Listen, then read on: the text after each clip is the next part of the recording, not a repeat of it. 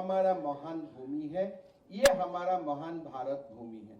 थोड़ा दिन पहले कोई जर्नलिस्ट ने मुझको पूछा कि ये इंडिया है कि भारत है। मैंने बोला महापुरुष श्रीमंत शंकरदेव जी ने तो 500 साल पहले इसको भारत बता के गया है, तो मैं कैसे बाकी सबको स्वीकार करूं? मेरे लिए तो भारत ही है। ठीक है, इंडिया भी लिखा है। ये आप देखिए, ये कांग्रेस लोग जब वोट बटोरने का टाइम होता है तब करवा लेता है भारत जोड़ो यात्रा, और जब भारत का काम खत्म हो गया, कर्नाटक का चुनाव खत्म हो गया, वो लोग इंडिया हो गया। अभी बोल रहे हम लोग इंडिया है। हम बोला भाई आप लोग इंडिया कैसे है? भानाती जी ने तो बताया फुल स्टॉप का कहानी, लेकिन फिर बताया कि नहीं हम लोग इंडिया इंडिया। हम बोला आप लोग डुप्लीकेट का तो सरदार है। पहले तो गांधी जी ने देश को आजाद किया और आप लोग ने गांधी टाइटल को हड़प लिया, और आप लोग सारे लोग डुप्लीकेट गांधी बन गया, सारे लोग। अभी कैसे गांधी बना? मैं तो रिसर्च बहुत दिन किया। अब कौन सा फॉर्मूला में इंदिरा गांधी, राहुल गांधी, राजीव गांधी, प्रियंका गांधी, कौन सा फॉर्मूला में गांधी होता है? आपको दिखाई नहीं देगा। इसलिए बहुत सारे ये है, ये तो इंडिया का जो पहला स्कैम शुरू हुआ वो टाइटल से ही पहला स्कैम शुरू हुआ कि किसी का टाइटल लेके हम गांधी बन गया, और इसी जैसा हमारा देश को हड़प के वो इंडिया बनना चाहते हैं। तो हमने बोला, फिर बोलते हैं हमको डर गया इंडिया नाम लेके। मैं बोला काल को अगर डकैत अपना नाम गांधी ले लेगा, क्या वो डकैत क्या साधु बन जाएगा क्या? और मेरा तो विनम्र निवेदन है राहुल जी, आप कम से कम गांधी नाम छोड़ दीजिए, इसलिए वो भी तो डुप्लीकेट टाइटल है, वो भी तो ओरिजिनल टाइटल नहीं है।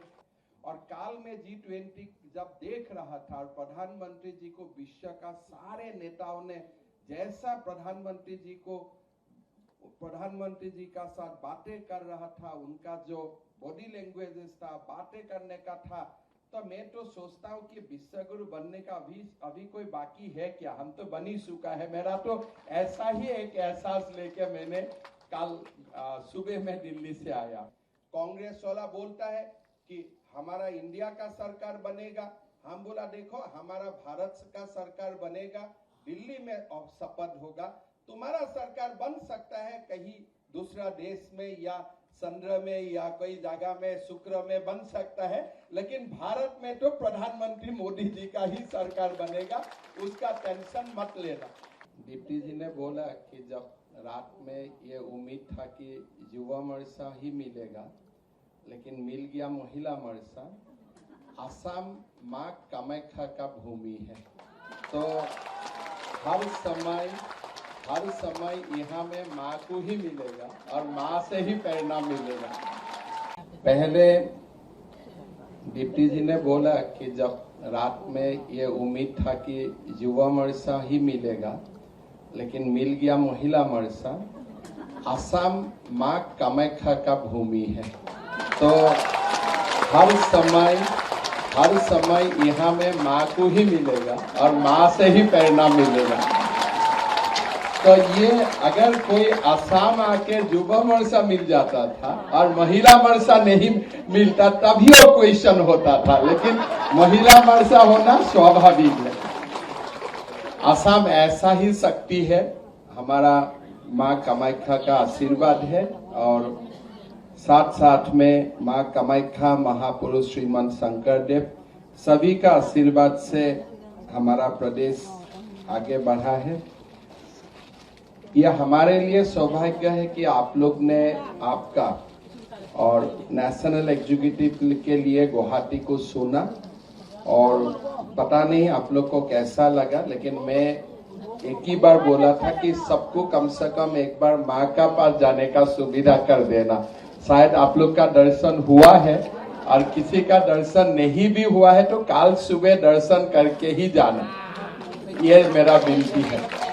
और 2 साल बाद आएगा तो हम लोग को जैसे काशी में कॉरिडोर हुआ है, विंध्या देवी में कॉरिडोर हुआ है, माँ कामाख्या में भी आप लोग को एक बहुत बड़ा कॉरिडोर देखने का भी सौभाग्य होगा। हमारे आज एक बड़ा दिन है। कल में रात दिल्ली में था, G20 का डिनर में हमें भी बुलाया गया था। हमारे देश के लिए काल और आज पता नहीं कि ये एक महीना में जो हमें देख रहा है या हमारा देखने का सौभाग्य हुआ है, ऐसे लगता है कि ये सौभाग्य हम देखने के लिए भगवान ने इसी समय हमको जन्म दिया। ये हमारे लिए सौभाग्य का बात है। चंद्रयान पोसा, चंद्रयान का साथ शुरू तक हमारा महाकाश अभियान चला और हमारा देश का भूमि में ही G20 में साउथ अफ्रीका को शामिल होने का सौभाग्य हुआ। अभी हम अगर विश्व का परिप्रेक्ष्य देखता हूं, रशिया, यूक्रेन, कहीं चाइना, कहीं ताइवान, कहीं अमेरिका, विश्व में जो एक युद्ध जैसा परिवेश बना हुआ है, इस परिवेश में भी G20 में एक साझा डिक्लेरेशन प्रस्तुत करना और वो डिक्लेरेशन अमेरिका, चाइना, रशिया सबको मंजूर होना, ये काम खाली प्रधानमंत्री मोदी ही कर सकता है। आज भारत के लिए सुबह से मैं देख रहा हूं, पहले भी भारत में कोई सारे अतिथि आता था, लेकिन आज सुबह से सारे अतिथिगण राजघाट जाना और महामानव महात्मा गांधी जी का समाधि में अपना श्रद्धा सुमन देना, फिर G20 में जैसा एक भारतीय परिवेश बना। कल भी हम लोग को सबका साथ डिनर लेने का सौभाग्य मिला। मिलेट से डिनर हुआ। जब हॉल में गया, मंडप का नाम भारत रहा, देश ही भारत बन चुका है, तो इससे हमारा सौभाग्य क्या हो सकता है। ये एक पल है, ये एक क्षण है जो 75 साल का बाद देश को मिला है। हमारा बीच में कौन कौन लोग हैं मैं पता नहीं, लेकिन होगा जरूर, जिन्होंने स्वाधीनता का 50 साल भी देखा होगा। लेकिन जब स्वाधीनता का 50 साल हुआ, किसी का मालूम भी नहीं हुआ। देश का जब 25 साल हुआ, किसी का मालूम भी नहीं हुआ। देश का 50 साल भी कांग्रेस पार्टी सेलिब्रेट नहीं किया था ढंग से। देश का 25वां साल भी सेलिब्रेट नहीं किया कांग्रेस ने। लेकिन स्वाधीनता का अमृत महोत्सव, घर घर तिरंगा, वीरों को वंदन, माटी को नमन, प्रधानमंत्री जी ने हमें सबको एहसास दिलाया कि तुम भारतीय हो और भारतीय होने का गर्व हमें सबसे एहसास दिलाया। हमारा असम का महापुरुष श्रीमान शंकरदेव ने 500 साल पहले लिखा था कि ऊपर में देवताओं का बीच में झगड़ा होता है कि हमें देवता बनना नहीं, हमको भारत भूमि में मानव रूप से जन्म लेना है। ये महापुरुष श्रीमान शंकरदेव ने लिख के गया था 500 साल पहले। और आप सोच सकते हैं 500 साल पहले महापुरुष श्रीमान शंकरदेव, जो असम का एक बहुत बड़ा रिफॉर्मर था, जैसे बाकी प्रदेशों में महापुरुष होता है रामानुजम, माधवाचार्य, आदि शंकराचार्य, वो समय का बात है। वो समय महापुरुष श्रीमान शंकरदेव ने भारत भूमि का बात लिख के गया था कि भारत भूमि में जन्म लेने के लिए देवता भी लड़ते हैं, देवता भी अपने बीच में झगड़ते हैं। ये हमारा महान भूमि है, ये हमारा महान भारत भूमि है। थोड़ा दिन पहले कोई जर्नलिस्ट ने मुझको पूछा कि ये इंडिया है कि भारत है। मैंने बोला महापुरुष श्रीमान शंकरदेव जी ने तो 500 साल पहले इसको भारत बता के गया है, तो मैं कैसे बाकी सबको स्वीकार करूं? मेरे लिए तो भारत ही है। ठीक है, इंडिया भी लिखा है, लेकिन हमारे कौन सा गुरु ने आदि शंकराचार्य से लेके ऋषि मुनि किसने भारत को भारत नहीं बोला? तो अगर मेरा नाम हिमंत है, मैं तो हिमंत भी बोलूंगा, लेकिन घर में कोई और एक नाम है, वो है जिसको पता होना है वो होगा, उससे मेरा क्या प्रॉब्लम है? तो अभी आप देखिए, ये कांग्रेस लोग जब वोट बटोरने का टाइम होता है तब करवा लेता है भारत जोड़ो यात्रा। और जब भारत का काम खत्म हो गया, कर्नाटक का चुनाव खत्म हो गया, वो लोग इंडिया हो गया। अभी बोल रहे हम लोग इंडिया है। हम बोला भाई आप लोग इंडिया कैसे है?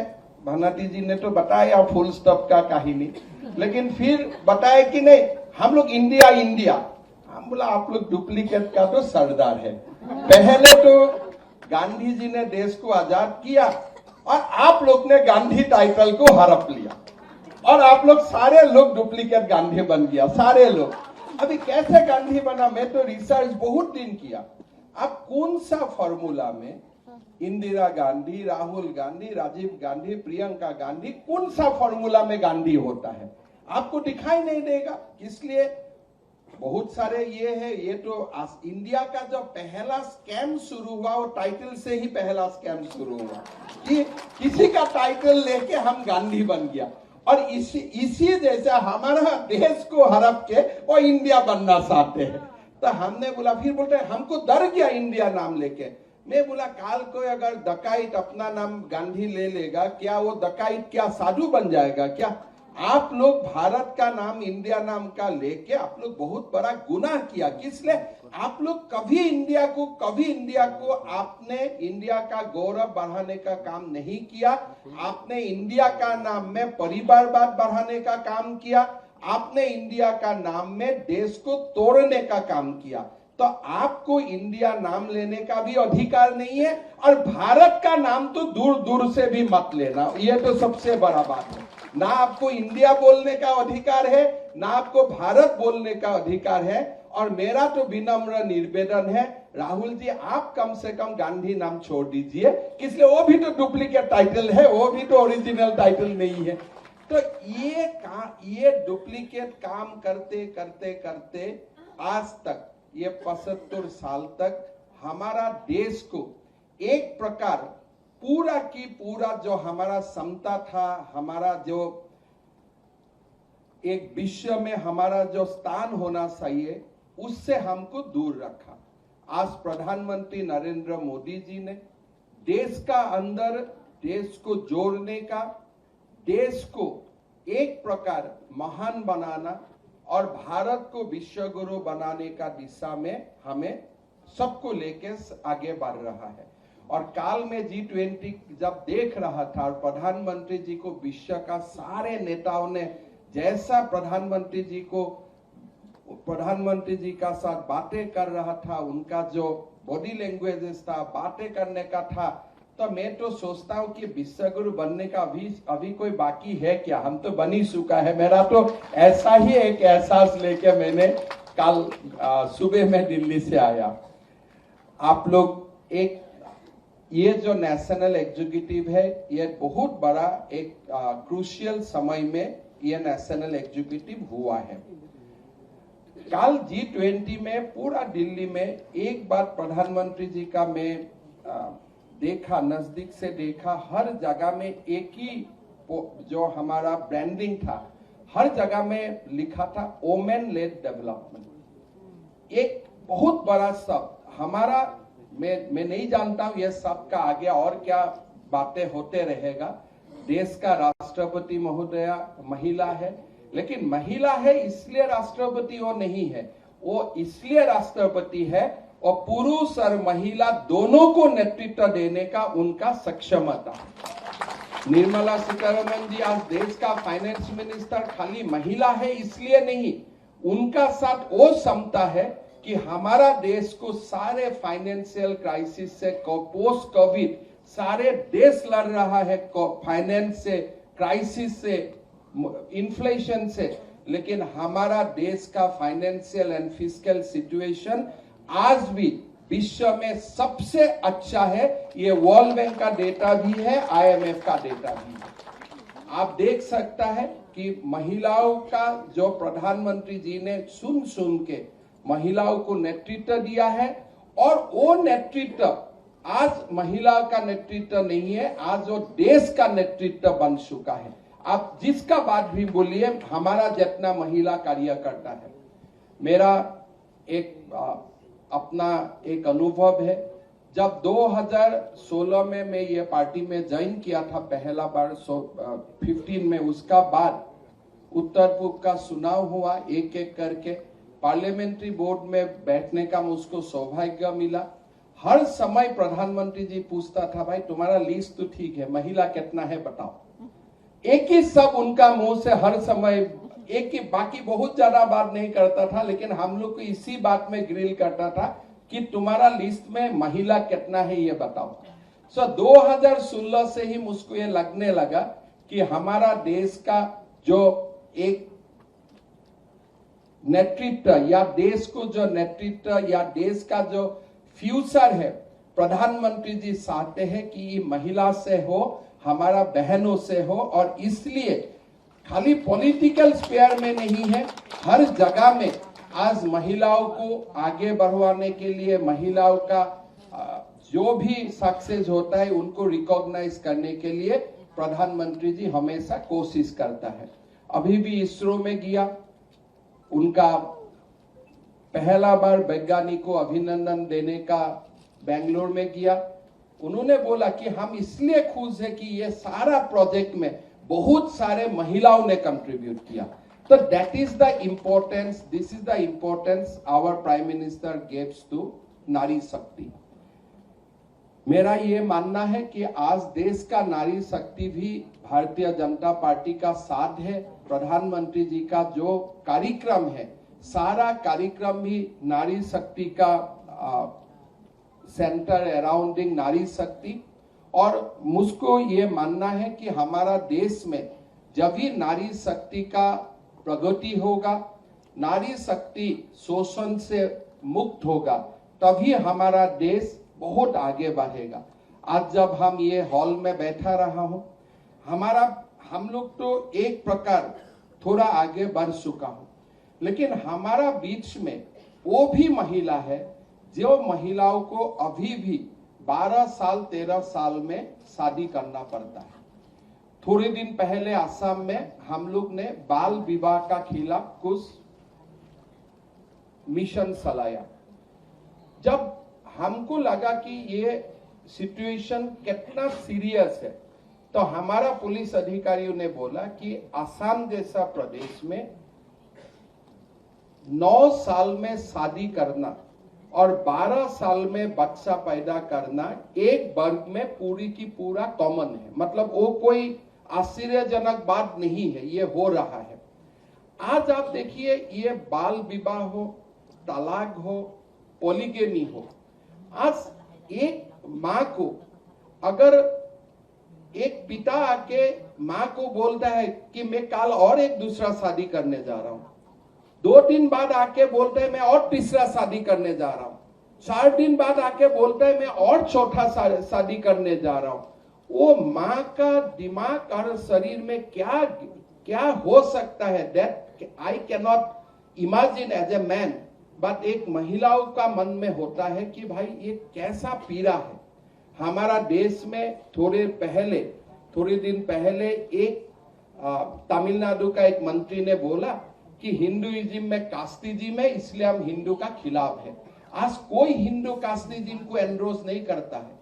आज हमारा देश में कोई हिंदू कास्टिज्म को एंडोर्स नहीं करता है। हम चाहते हैं और हम काम भी कर रहे हैं कि देश में कास्टिज्म का लास्ट जो सिंबल है वो भी खत्म हो जाए। लेकिन वो मंत्री जी ने ये नहीं बताया कि भाई देश में और कोई धर्म खत्म हो जाना चाहिए, किसलिए वो वोमेन को डिस्क्रिमिनेट करता है, वो नहीं बताता है। तो मैंने बताया मंत्री जी को, भाई मंत्री जी देखिए आप हिंदुइज्म का खिलाफ बोला है, ठीक है, लेकिन आप दूसरा धर्म का भी बात बोलिए। दूसरा धर्म जब एक पुरुष को 4 शादियां करने का इजाजत देता है या नहीं देता है, इसका बारे में भी आप चर्चा करो। तलाक का बारे में भी आप चर्चा करो। अब कम से कम मोदी जी को तो धन्यवाद दो कि तलाक का प्रथा मोदी जी ने खत्म किया। आज महिलाओं का खिलाफ जहां भी अत्याचार हो रहा है, उसका खिलाफ में लड़ने का हमारा आज अधिकार है। मैंने वो मंत्री जी को बोला, ना हिंदुइज्म खत्म करो, ना मुस्लिम खत्म करो, इस्लाम खत्म करो, ना क्रिश्चियन खत्म करो, अधिकार हमारा नहीं है। लेकिन हम ये बोलता हिंदुइज्म में भी कास्टिज्म खत्म करो और इस्लाम में भी पॉलीगेमी को खत्म करो और इस्लाम में भी तलाक को खत्म करो। ये रिफॉर्म है। और बहुत सारा इस्लामिक देश में हो चुका है। ऐसा नहीं है कि इस्लामिक कंट्री में ये नहीं हो चुका है, वो हो चुका है। लेकिन हमारा भारत में जो वो कदम उठाना हम लोग चाहता हो, तभी राहुल जी और सोनिया जी बोलते हैं नहीं, this is action against minority. तो हमें ये डेफिनेशन मालूम नहीं होता एक्सप्लॉइटेशन का डेफिनेशन क्या है। अगर 12 साल में माँ को, एक बेटी को माँ बना दिया जाता है, वो क्या एक्सप्लॉइटेशन नहीं है? एक हस्बैंड अगर सार शादियां करता है और वो कोई एक्सप्लॉइटेशन नहीं है? फिर हमने कुरान भी, मैंने एक लोगों से बात करके पूछने का कोशिश किया, जो लोग जानते हैं इस्लाम का बारे में, वो लोग भी बोला कि नबी ने कभी पॉलीगेमी को एंडोर्स नहीं किया था। ये एक गलत परिभाषा है, जैसे पॉलीगेमी बन चुका है, लेकिन नबी कभी पॉलीगेमी को एंडोर्स नहीं किया है। तो इसीलिए हमें ये मानता हूं कि हमारा देश में महिलाओं का खिलाफ जो भी डिस्क्रिमिनेशन है वो तुरंत खत्म हो जाना चाहिए, और हमारा विश्वास है मोदी जी का नेतृत्व में वो काम होगा। आज 6 महीना पहले असम में मैंने 5000 लोगों को गिरफ्तार किया, ये बाल विवाह करने के लिए। अभी मैं G20 के लिए इंतजार कर रहा था, अगली 10 दिन में और 2-3 हजार पुरुष को गिरफ्तार करूंगा, ये बाल विवाह के लिए। इसलिए इसको बंद करना है। कानून बन चुका है कि ये काम नहीं होना चाहिए, लेकिन बार बार अगर ये काम होगा तो हमारा एक विशेष वर्ग का बेटी कभी आगे नहीं जा पाएगा, हमेशा वो लोग शोषण का शिकार होते ही रह जाएगा। आज इसीलिए कोई लोग बोलता है कि हम एंटी मुस्लिम है। मैं तो ये मान के चलता हूं कि तलाक को खत्म करके, बहु विवाह को खत्म करके, बाल विवाह को खत्म करके, हम जितना मुसलमान के लिए काम कर रहा हूं, कांग्रेस का कोई सरकार इतना काम नहीं कर रहा। आज तो जो काम मतलब है, आप लोग तो मुसलमान समाज को वोट बैंक बना दिया था, लेकिन हम वोट बैंक नहीं मानता हूं। हम ये चाहता हूं कि उसमें मुक्ति हो, नारी को शोषण से मुक्ति मिले, ये सबसे बड़ा बात है। तो इसीलिए मेरा ये मानना है कि महिला मोर्चा देश में पॉलीगेमी का खिलाफ में, बाल विवाह का खिलाफ में पूरा मुहिम चलाना चाहिए, और असम में हम दिसंबर तक कानून लाके पॉलीगेमी को बंद करने जा रहा हूं। हम लोग पॉलीगेमी को पूरा बंद कर दूंगा, ये हमारा एक लक्ष्य है। हमारा चुनाव भी है, प्रधानमंत्री जी को तीसरा बार प्रधानमंत्री बनाना है, ये हमारा देश का दायित्व है। जब 2014 में प्रधानमंत्री बना था, तब तो हमारा ये था कि बहुत दिन कांग्रेस का सरकार हो गया, एक बीजेपी का प्रधानमंत्री बने। लेकिन आज ये समय आ गया है कि प्रधानमंत्री जी को खुद प्रधानमंत्री बनने का कितना जरूरत है मैं नहीं जानता हूं, लेकिन देश को आज नरेंद्र मोदी का जरूरत है। प्रधानमंत्री जी और 10 साल आगे प्रधानमंत्री बने रहे तो हमारा देश को कोई इंपोर्ट नहीं करना पड़ेगा, हम आत्मनिर्भरशील भी बन जाऊंगा, हमारा इकोनॉमी भी तीसरा तो बनी जाएगा। प्रधानमंत्री जी गारंटी से बोल रहे हैं कि हमारा, ये मेरा गारंटी है, तीसरा बन जाऊंगा। तीसरा मतलब जापान से भी आगे बन जाना। और साथ साथ में मैं ये मानता हूं कि साइंस, टेक्नोलॉजी, वुमेन एम्पावरमेंट, हर सेक्टर में हमारा देश नंबर 1 बनेगा, इसमें कोई संदेह नहीं है। खाली प्रधानमंत्री जी को हमें 10 साल के लिए और आगे भी जितना हो सकता है, प्रधानमंत्री जी हमारा देश का नेतृत्व दे, इसलिए हमें काम करना है। कांग्रेस वाला बोलता है कि हमारा इंडिया का सरकार बनेगा, हम बोला देखो हमारा भारत का सरकार बनेगा, दिल्ली में शपथ होगा। तुम्हारा सरकार बन सकता है कहीं दूसरा देश में या चंद्र में या कोई जगह में, शुक्र में बन सकता है, लेकिन भारत में तो प्रधानमंत्री मोदी जी का ही सरकार बनेगा, उसका टेंशन मत लेना। मेरा 1-2 सुझाव है काम भी उस दिशा में हो रहा है। हमारा महिला कम से कम, अब जब मैं असम जाता हूँ, असम का दूर इलाका में जाता हूँ, मैं एक बात देखा हूँ कि कम से कम हमारा प्रदेश में एक महिला का बड़ा एक जागरण हुआ है। अभी आप स्कूल में जाइए,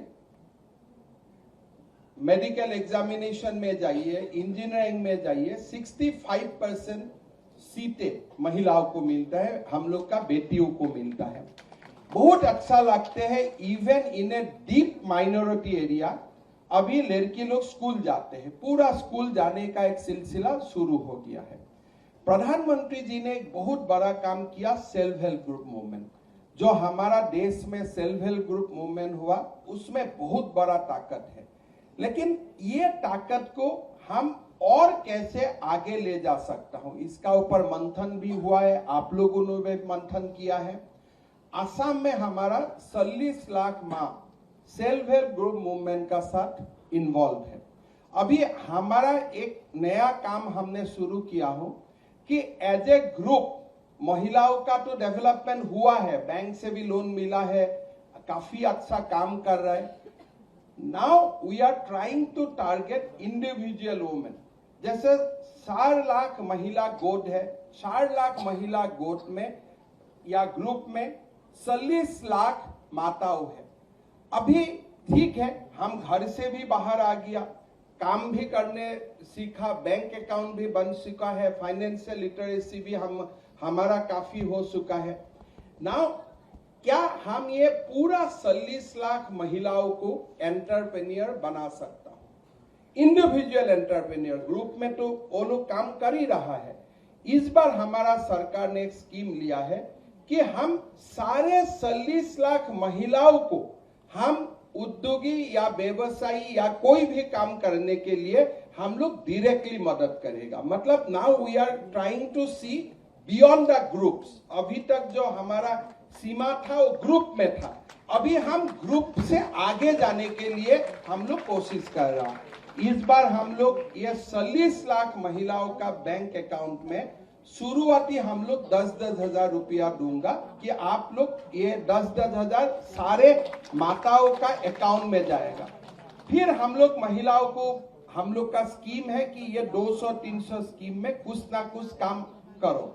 अगर जो माँ लोग काम करेगा, अगले साल हम लोग 15,000 दोबारा सरकार से 15,000 रुपया बैंक से हम लोग देने का कोशिश करेगा।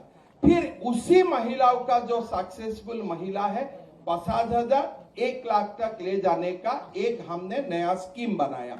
हमारा विश्वास है 40 लाख महिलाओं को सबका बैंक अकाउंट में पैसा मिल जाएगा। नेक्स्ट ईयर थोड़े लोग कम होगा, लेकिन उनको भी 15,000 30,000 मिल जाएगा। आगे साल थोड़ा और कम होगा, इसलिए सक्सेस रेट थोड़ा कम हो सकता है, लेकिन वो उनका अंदर में ही कम से कम 10 लाख माताओं को 1 लाख रुपया भी मिलने का वो लोग जो अपना पोटेंशियल वो क्रिएट कर लेगा।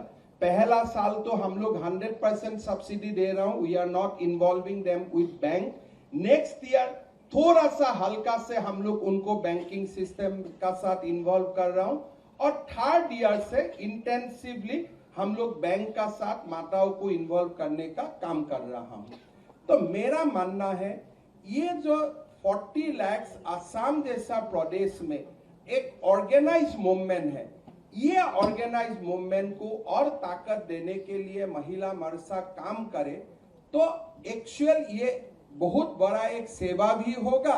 और उसी महिलाओं को साथ में लेके हम बाल विवाह हो, उसी महिलाओं को साथ लेके पॉलीगेमी हो, उसी महिलाओं को साथ लेके हम बहुत बड़ा सोशल पॉलिटिकल मूवमेंट भी हम लोग खड़ा कर सकता हूं। तो मेरा विनती होगा कि हमारा महिला मरसा सेल्फ हेल्प ग्रुप मूवमेंट का साथ जोड़ जाना चाहिए, और मैक्सिमम काम हमारा ऑर्गेनाइजेशन का काम भी, और साथ साथ में आज हम महिलाओं को आगे बढ़वाने के लिए जो हमारा एक सोशल रेस्पॉन्सिबिलिटी है उसको भी पूरा करने के लिए वो एक बहुत बड़ा व्हीकल बन सकता है। असम में हम बहुत पहले से वोमेन लेड काम करने का मुहिम चला के रखा हूं। अभी मध्य प्रदेश में भी शुरू हुआ है। आसाम में हम लोग 27 लाख फैमिली को, जो फैमिली का घर में विडो है, जो फैमिली का घर में फिजिकली चैलेंज बेटा है, जो फैमिली का घर में कोई महिला हो जो अपना हस्बैंड का घर से अपना घर आना पड़ा, कोई भी कारण हो, जो महिला का जो भी कारण हो, उनका शादी अभी नहीं हुआ है लेकिन 35 साल भी हो चुका है, ये सारा महिलाओं का बैंक अकाउंट में हम हर महीना 1250 रुपया हम लोग डालता हूं कि आप लोग अपने आप फैमिली आपको कोई, हमारा लक्ष्य यही है कि आपको फैमिली बर्डन नहीं मानना चाहिए। आप भी फैमिली का इकोनॉमी में you are also part of that economy. वही स्कीम को हम अरुणोदय बोलता है, या वही स्कीम का भी कोई जगह में एक्सपांशन भी हुआ है अपना, लेकिन हम सामर्थ्य महिला को हम नहीं देता हूं, इसलिए हम चाहता हूं कि वो लोग काम करें, वो स्कीम का साथ जोड़े। लेकिन जो महिला कोई भी कारण में उनको सपोर्ट चाहिए, जिसका बेटा सेरिब्रल पाल्सी है, जिसका बेटा का थैलासेमिया है, किसी का घर में कैंसर पेशेंट है, वो माताओं को हम लोग 1250 रुपया हर महीना देता हूं। 10 तारीख उनका बैंक अकाउंट में चला जाते हैं। फिर हमारा जो महिलाओं असम में माइक्रो फाइनेंस का लोन लेके एक बहुत बड़ा मुहिम हुआ, उसमें भी हम लोग ने स्कीम लाया कि जो महिला समय में माइक्रो फाइनेंस का लोन लौटा देता है, उस महिला को हम इंसेंटिवाइज करता हूं कि जो समय से, जैसे मैंने 25,000 रुपया लोन लिया, मैंने 25,000 समय में लौटा दिया, तो हम उनको 10,000 रुपया हम उनको इंसेंटिवाइज कर देता हूं। हमारा हर साल हम लोग 800 से 1000 करोड़ रुपया खर्चा करता हूं। जो माइक्रो फाइनेंस लोन लेता है उनको रेगुलर रीपेमेंट के लिए इंसेंटिवाइज करने के लिए। सेल्फ हेल्प ग्रुप मूवमेंट हो, हमारा जो महिला माँ थोड़ा वीक है, कोई भी कारण के लिए उनको सपोर्ट करना है, या जो भी महिला बैंक से माइक्रो फाइनेंस से लोन लेके अपना पैर में खड़ा होने का कोशिश कर रहा है, उनको इंसेंटिवाइज करना, ये सारा काम हम हाथ में लेता हूं। और ये सारा स्कीम बहुत बढ़िया से हमारा असम में अभी चल रहा है, और उसी का ताकत हो।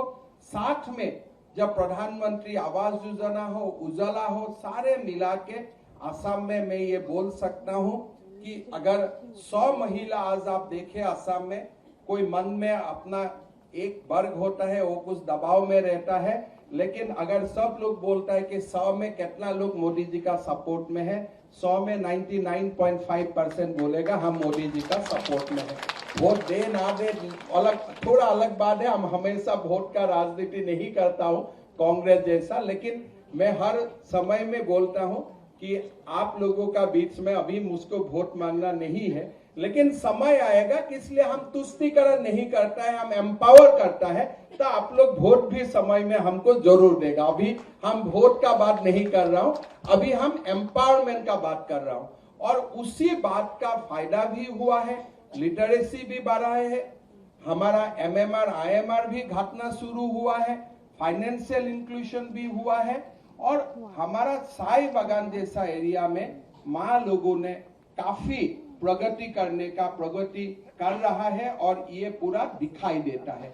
असम में हम और महिलाओं का छोटे छोटे स्कीम चलाता हूं, जैसे हमारा चाय बागान का माओ का थोड़ा न्यूट्रिशन का इश्यूज है, इसीलिए चाय बागान में कोई भी माँ गर्भवती होता है तो वो माँ को हम 4 इंस्टॉलमेंट में हम 16,000 रुपया देता हूं to meet her nutritional need. इसलिए मुझको लगता है कि माताओं का बीच में MMR कमती करना, फिर बच्चा का केयर लेना, ये हमारे लिए बहुत जरूरी है। इसलिए हमारा एक लक्ष्य है कि हमारा भारत सबसे श्रेष्ठ होना चाहिए और सबसे अच्छा होना चाहिए, और जब तक मां और बहनों का प्रगति और विकास नहीं होगा और देश का जो एक डेवलपमेंट है इसका नेतृत्व मां और बहन नहीं लेगा, तब तक वो देश आगे नहीं बढ़ सकता है। ये हम लोग विश्वास भी करता है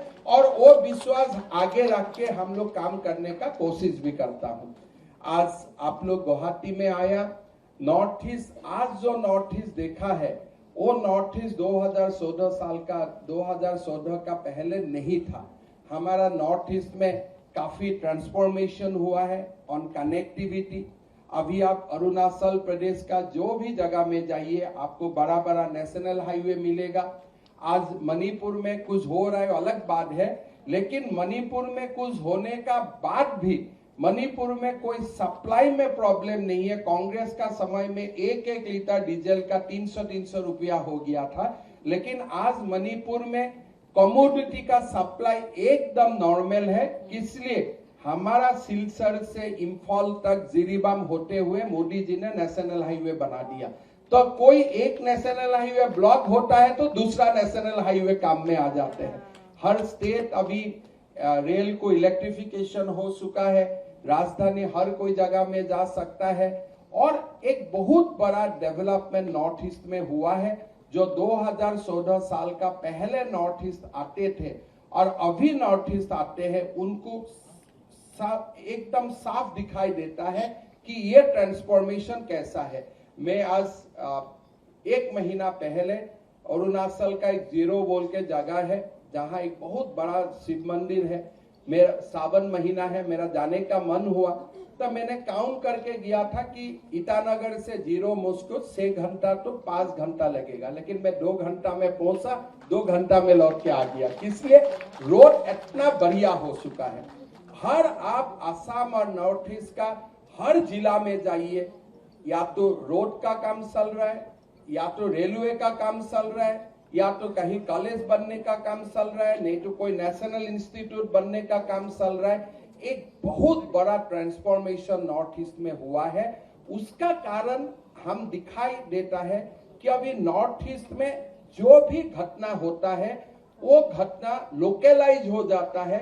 वो नॉर्थ ईस्ट में बाकी स्टेट में उसका इंपैक्ट या बाकी जिला में उनका इंपैक्ट बहुत कम हो जाता है। इसलिए डेवलपमेंट काफी हुआ है और वो डेवलपमेंट का कारण हमारा उत्तर पूर्व अभी देश का मेन स्ट्रीम का साथ जोड़ चुका है।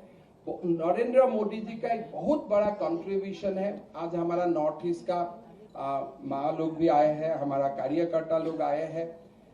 पहले नॉर्थ ईस्ट का खिलाफ एक दिल्ली में हो, बाकी हर स्टेट में बहुत बड़ा रेशियल डिस्क्रिमिनेशन होता था।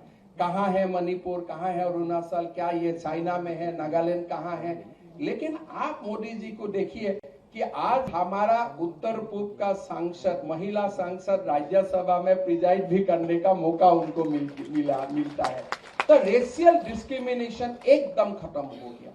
2014 साल का पहले दिल्ली पुलिस का स्पेशल सेल बना था कि नॉर्थ ईस्ट का बेटा बेटियों का साथ जो रेशियल डिस्क्रिमिनेशन होता है उसको कंप्लेन के लिए, उसका निरामय के लिए सेल बना होता था। लेकिन अभी कोई जगह में कोई प्रॉब्लम नहीं है, इसलिए लोगों का माइंडसेट हो गया कि नॉर्थ ईस्ट इंडिया का ही है, भारत का ही है, हम कोई दूसरा देश से नहीं आया है।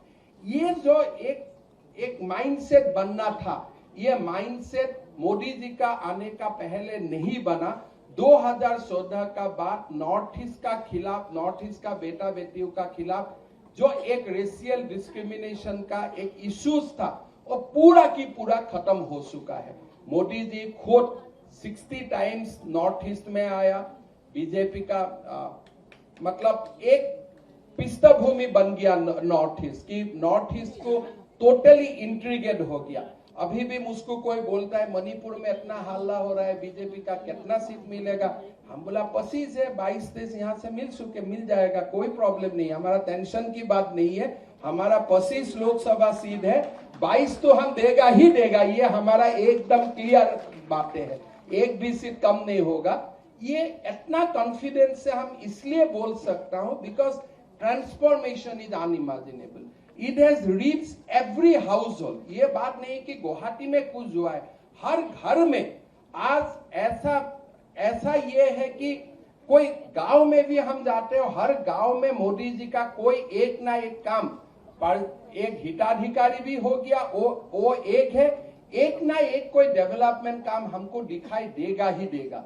आज जल जीवन मिशन हो, हमारा प्रधानमंत्री सड़क योजना हो, सारे पहले भी स्कीम होता था लेकिन नॉर्थ ईस्ट तक नहीं पहुंचता करता था। इसलिए कांग्रेस का शासन था, दिल्ली से आते थे और यहाँ डकैती भी हो जाता था, लेकिन अभी मोदी जी का शासन में डकैत लोग भी गायब हो गया और पूरा पैसा गांव तक जा रहा है, पूरा पैसा डेवलपमेंट का काम में आ रहा है और इसके लिए नॉर्थ ईस्ट में आज अनइमेजिनेबल ट्रांसफॉर्मेशन है।